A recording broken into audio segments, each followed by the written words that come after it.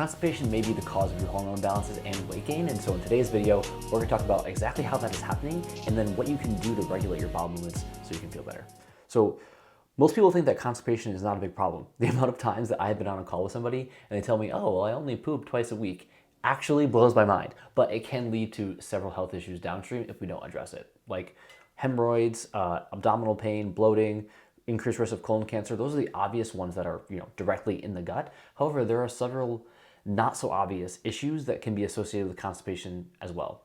So when we poop, we get rid of waste. Some of the waste in your stool are toxins and hormones. So what happens if we don't poop? What happens to those toxins? What happens to those hormones? The waste products hang out in our gut and have a higher chance of being reabsorbed into the body.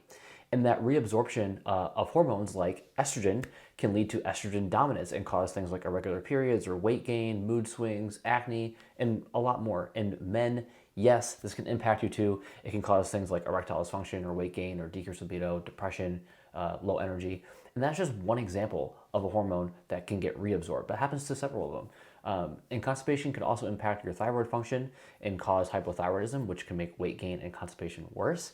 And then lastly, you have those toxins in your system as well, and they're supposed to be excreted in your stool, but they can get reabsorbed back into the body, and then your liver has to go through a process of detoxifying them. And this impaired pathway of detoxification can lead to fatigue, skin issues, brain fog, and even disrupted sleep.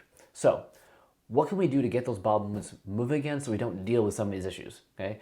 The first thing you have to do is address the root cause of constipation, right? That's the true answer. I know it's not what you want to hear, but if you have a bacterial overgrowth or fungal infection or dysbiosis or inflammation, you have to address that first, or else what I'm going to say next will not work. In fact, there's some cases where what I say next could actually make the issue worse. So take this with a grain of salt and implement what is helpful. One thing that can help pretty much everyone is hydration. So if you're dehydrated, your stool can become hard and then it's hard to pass, right? So you want to shoot for about half your body weight in ounces of water as far as hydration goes. So for example, if I weigh 200 pounds, I want to shoot for 100 ounces of water per day. Next, you want to make sure you're getting enough fiber because fiber bulks and softens your stool as well. The problem is that for some people, depending on what they have going on, fiber can also be a trigger for GI issues and actually make constipation worse. So take that with a grain of salt, use it if it's helpful. And then third, we're going to be active, right? Movement has a very big impact on regulating our bowel movement. So if you've ever been a runner, you've been out for a long run, you probably know what I'm talking about. But if you have not, movement can help a lot, and it can help even more if you do it right after a meal. So my favorite recommendation is to take a 5 to 10 minute walk after each meal.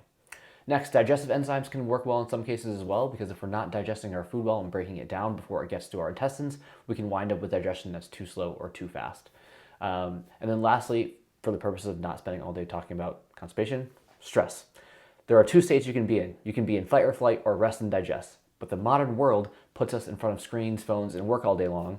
And so we're constantly in that fight or flight state. The problem is when you're in that stress state, the body's going to deprioritize digestion and emphasize things like concentration so you can focus on your work.